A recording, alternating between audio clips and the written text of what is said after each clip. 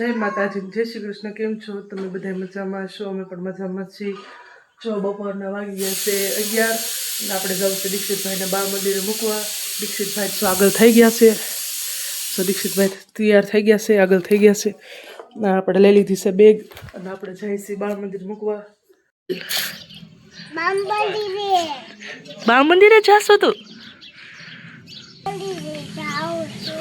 છે જો કપડાં હૂકવી દીધા, કપડાં હૂકવાઈ ગયા.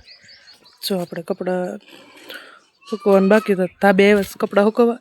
અને જો મારા જૂના બ્લોગમાં તમે જોયું છે કે હનુમાન દાદાના મંદિર અમે દર્શન કરવા જતા હોય છે. અમારા હનુમાન દાદાનું મંદિર બાજુમાં જ છે. ત્યાં અમે ઘણીવાર દર્શન કરવા જતા હોય. શનિવાર હોય ને એટલે ઘણીવાર અમે જતા હોય દર્શન કરવા. અમારા ઘરની બાજુમાં જ થાય. ના છે અમારા ધાબાનું કાંક વાતાવરણ. આજે તડકો તો બહુ તડકો છે. આજે તડકો બહુ હમણાં પડે છે અમારે. જો અત્યારે વાગ્યા છે 4:30 અને આપણે દીક્ષિતભાઈ બામાં લઈ આવ્યા. પછી આવીને આપણે હોઈ ગયા હતા. અત્યારે બ્લોગ સ્ટાર્ટ કર્યો છે.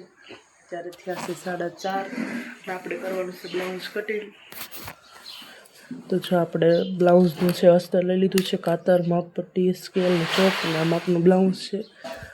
અને આપણે કરવાનું છે બ્લાઉઝ કટિંગ. જો સીવવાનો ટાઈમ રહે તો અત્યારે સીવીશ, ને કાલ સીવવાનું થશે.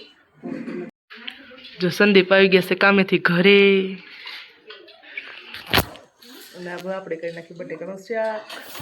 જો સંદીપ આવી ગયા કામેથી ઘરે. જો સાંજની રસોઈ બનાવવાનો ટાઈમ થઈ ગયો છે. અને આપણે શાક કરવાનું છે બટેકાનું. જો આપણે બટેકા લઈ લીધા છે અને આપણે કટિંગ કરી નાખશું. જો વાળુનો ટાઈમ થઈ ગયો છે. આપણે બટેકાનું શાક બનાવ્યું છે અને ભાખરી મરચાં તેડા છે અને દૂધ. હાલો બધા વાળું કરવા. હવે આ બ્લોગને આપણે અહીંયા જ પૂરો કરી. કાલ મળશું નવા બ્લોગમાં. Bye bye.